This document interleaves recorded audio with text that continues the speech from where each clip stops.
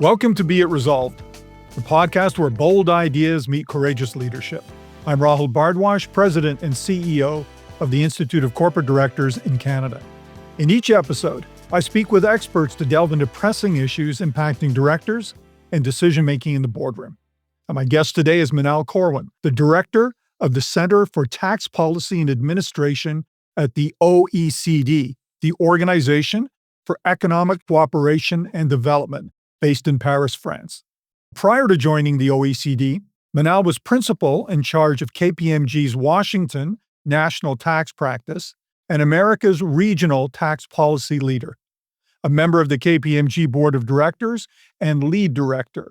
Earlier in her career, she's had a number of very important roles, including serving as the senior role at the U.S. Treasury Department, including International Tax Counsel, and several other roles.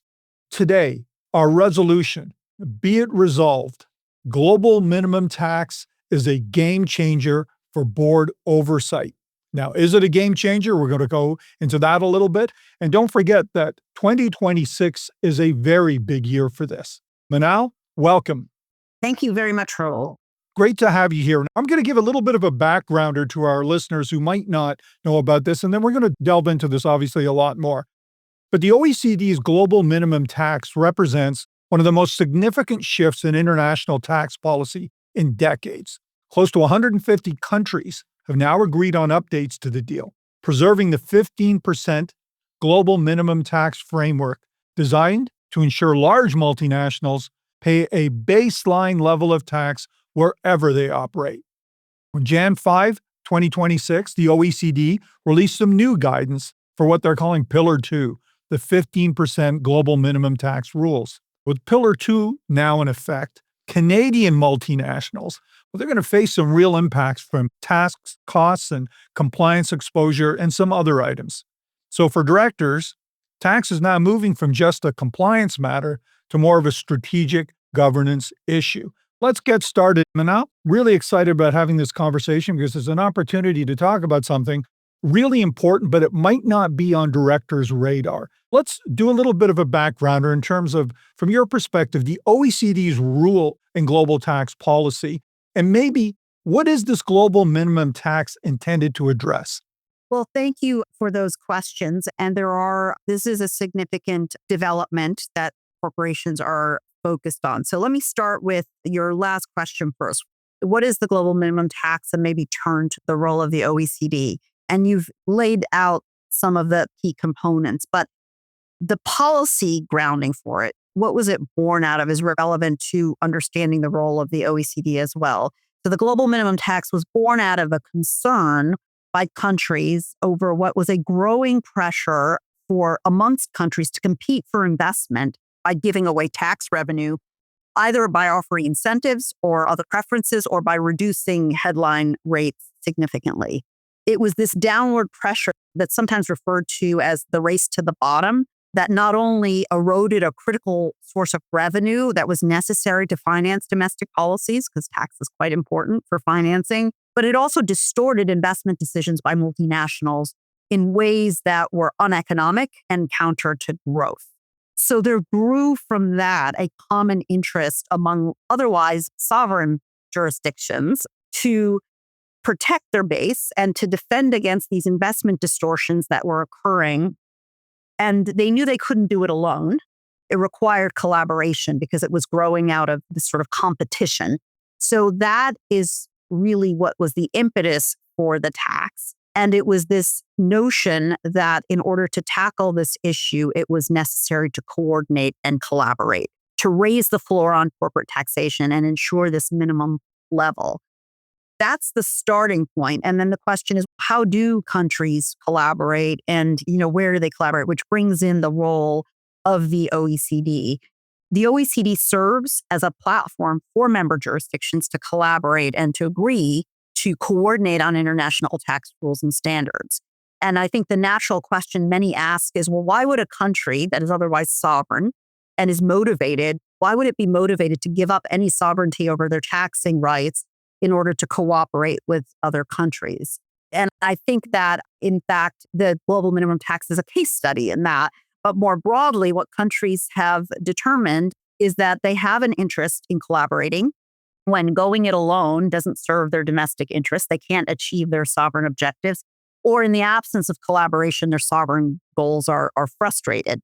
And I think multinationals also have a strong interest in effective collaboration because without that multinational that's operating across borders is going to be exposed to these independent sovereign taxing systems.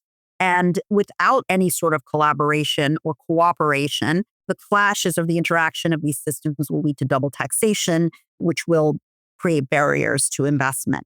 So that the role then of the OECD is to serve as a platform for countries who determine that it is in their interest, their sovereign interest, to have collective action over unilateral action in order to address double taxation, but also to protect their tax bases. And that's what the OECD does. That's fantastic. So Canada is a part of this incredible collaboration when you think about there being 150 nations around the world that are working to eradicate a certain jurisdictional arbitrage game that goes on here. And now they're leveling the playing field. It's a really interesting foundational piece, but it's going to be new for Canadian multinationals. And that's what we want to dive into just a little bit more, which is what changes for Canadian companies? And then we'll get into the boards. But what does this really do for Canadian companies? How does it change their risk landscape? I think the collaboration and what the OECD does, certainly it is there to protect against base erosion and concerns about shifting. But the origins and the foundational goal is to actually remove barriers to cross-border investment that can occur through double taxation. And the global minimum, where there was pressure increasingly for countries either to compete for tax, that was creating pressure on the system. And the cooperation here is a way to create stability and certainty. So for multinationals, there's a long-term goal and then there's an immediate issue. The immediate issue is this is a significant regulatory change. Canadian multinationals are going to have to understand the rules, the common rules that were agreed in the global minimum tax and will be coordinated. There are compliance obligations, there are guidance, there are some uncertainties. And so anytime there is a new set of rules, there is learning curve, there's some upfront costs and systems requirements, and there are compliance considerations. The long range impact, though, is important in that it stabilizes what was becoming a bit of an unstable system as a result of these issues. The coordination, the fact that it was done by consensus, I think it creates certainty that after that upfront cost and the stabilization, that there can be reliance on the system going forward.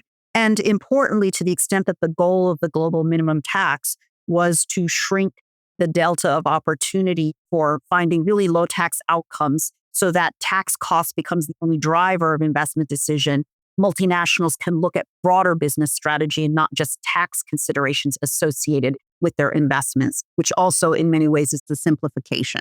There's quite a bit to unpack there. But before we go into there, I just want to raise the specter of ESG. It might not be in vogue so much these days, but how does the global minimum tax intersect with ESG? Well, I think a couple of ways that we have to think about it from the perspective of tax generally. Tax is both a driver of ESG and a measure of sustainability itself. We unpack that a little bit. How do tax policies drive ESG? Many countries use tax policies, including incentives and credits, to drive environmental and social policy objectives. And those tax policies can interact with the global minimum tax. If an incentive that's granted and is not tied to direct economic activity in a jurisdiction, those incentives can be neutralized by the application of the global minimum tax if they have the effect of reducing the effective tax rate below the minimum. On the other hand, the global minimum tax makes allowances for tax incentives or credits that are directly and clearly connected to economic substance in a jurisdiction. In overseeing ESG strategy for a company, boards should take note of the opportunities both of achieving ESG goals with available incentives and so forth that are offered by various jurisdictions, but also ensuring that they are compatible with the global minimum tax so that they're not neutralized. That's the driver. But I think importantly, one of the things I think even before the GMT, we know that tax is relevant and increasingly so is a relevant measure of sustainability for companies. tax governance, including transparency, strategy, practices. They're all considered now in questionnaires that support multiple sustainability indexes on which investors rely. So here, again, the global minimum tax, I think by interrupting this race to the bottom and reducing some of the drivers for aggressive tax planning, helps to support more responsible tax practices, which I think fosters sustainability, can enhance transparency, and I think ultimately reduces the risk landscape associated with board oversight of tax strategy. When you put it like that, there's some very lofty outcomes that are aiming to be achieved here. And it's really building on a foundation, particularly around sustainability, that's now been integrated in so many, particularly with the institutional investors. Let's turn to 2026 for a second. So, a significant turning point for Canadian companies in 2026. Why is 2026 so important?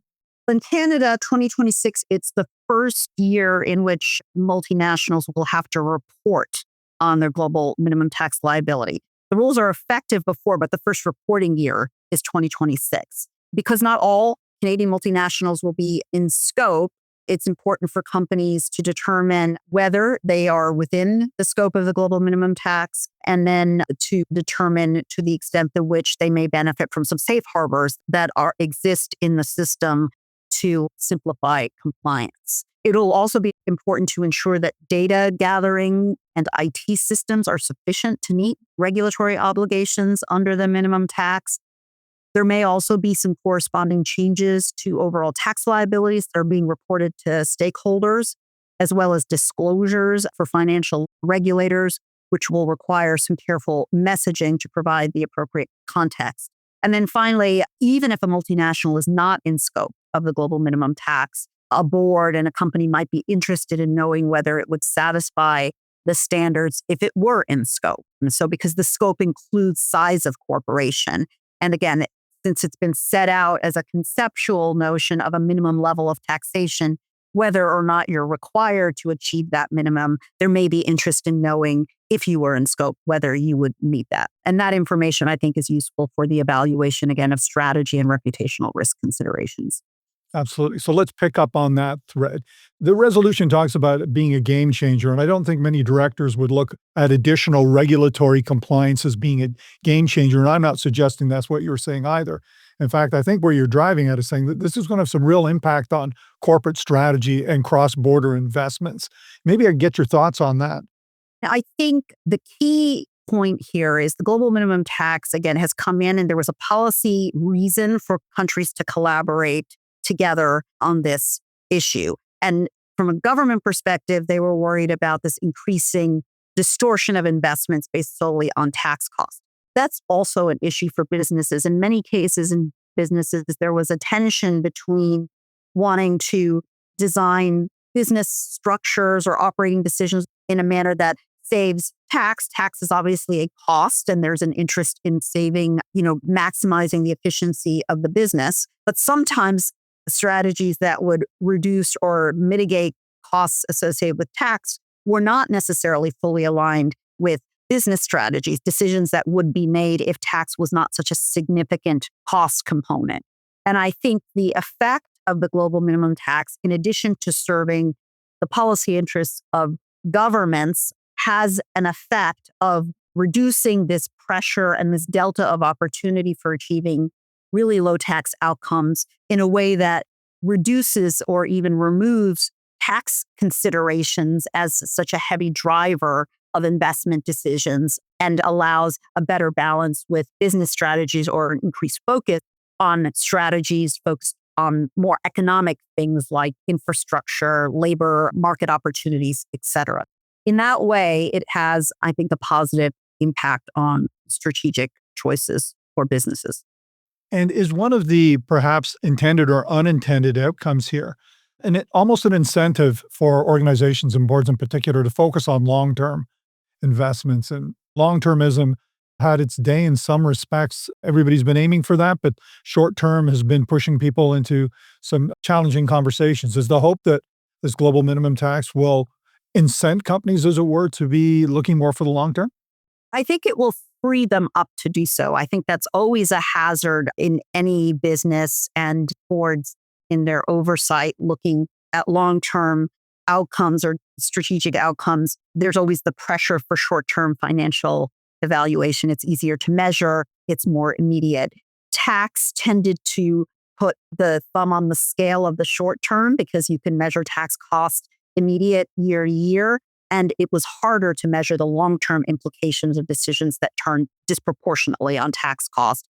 I think by neutralizing a little bit the effect of that because of this, the same tax outcome or a similar tax outcome without regard to those decisions, it takes a little bit of that but thumb on the scale in terms of short term in favor of allowing a more long-term perspective. So let's bring this right into the boardroom now. I'm for directors. Our listeners and most directors are quite comfortable with the notion of their duty of having oversight of culture, strategy, and risk. Got to say, in the years that I've been working with corporate directors, I haven't heard much talk about integrating tax strategy and oversight as a part of culture, strategy, and risk. But that seems to be something that you're highlighting is what directors would need to be taking into account with respect to the GMT. Did I get that right? 100%. I do think tax does sit at the intersection of oversight of culture, risk, strategy, and long-term sustainability for a lot of reasons. First, I think a multinational's attitude towards tax compliance and tax planning is both a reflection and a driver of corporate culture. And it often reveals whether to the public, whether deliberately or inadvertently, the attitudes of the company to corporate responsibility and its commitment to the social contract and social responsibility. I think tax is also relevant to risk in several ways, two significant ways to highlight. Risk tolerance in tax planning and the track record for compliance, I think, is directly related to financial risk, to audit risk. It can impact financial statements and obviously investor responses to those statements.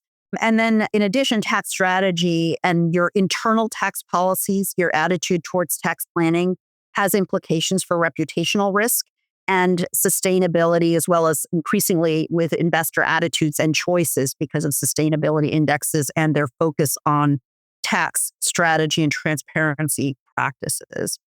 And then finally, as we've been talking about, I think with respect to strategy, again, tax is a cost. It will be considered as part of long-term strategy, but also needs to be balanced against other drivers for investment decisions that are tied more directly to business objectives. So I really do think that's at the center of all of these things and needs to be a focus of boards. Let's take it down another level to directors themselves. They're often wondering and exploring these areas, kind of type of critical questions they might be asking. So what would your guidance be to Canadian directors as it relates to GMT here in terms of areas they might want to focus on and the type of questions they might be asking of management? Yeah, I think that's really an important question because tax can get esoteric very quickly. And it's understanding it from the perspective of where it sits for what a board's role is important. There's a couple of things here. One is awareness of these major shifts that have captured public attention is very important. In recent years, I would say there's been an increasing incidence of tax being kind of at the center in the mainstream media, if you will, and address it, whether it's high profile cases or developments like the global minimum tax, where you're seeing it talked about not just in tax periodicals, but it is at the center of major policy considerations and public interest. When that is the case, I think boards need to pay attention because everyone else is paying attention. And then understanding those shifts in terms not of their technical aspects, but in terms of how they impact the areas in which boards remain concerned. Is the company in scope? What are the costs of the shift what are the costs associated with compliance? What are the choices that are available and what are the implications of those choices for reputational risk? Are important questions to be asked to exercise your oversight responsibility? What are the potential intersections with business choices, both short-term and long-term, and sort of understanding whether the choices that are being made are intended for short-term profitability or versus long-term gain. I think also with respect to tax, the conversation we had about ESG is increasingly important. It is a part of the responsibility, I think, for boards to be thinking about oversight of ESG. And I think consideration where tax is increasingly becoming relevant to ESG, again, both as a driver as well as a measure of sustainability, asking questions about, is there an internal tax policy in terms of what is the tolerance, risk tolerance for tax planning and strategy? What are the attitudes towards transparency? What are the risks associated with choices about transparency to the public for a company's choices in tax? Some companies choose to publish, for example, a total tax contribution report as a way to provide transparency. Others choose to publish a tax policy. And then more broadly, is there an internal communication strategy about those so that all of the actors or the stakeholders have a common understanding of the company's choices there? And then very importantly, the external communications policy as to the narrative, as to how the company views tax as part of its responsibility to contribute to society, as well as its approach to understanding tax and recognizing that it is a factor associated with strategy as well. That was a wonderful roadmap for guidance that I think really underscored that this is more than compliance, and it really does fall within what directors need to be thinking about. This has been a great conversation, especially an introduction on global minimum tax. Now, Manal, we're coming to the end here, and we do have a resolution that's on the table. I'm going to state it out. I'm going to ask you, which way would you vote? That's be it resolved. The global minimum tax is a game changer for board oversight. Which way would you vote?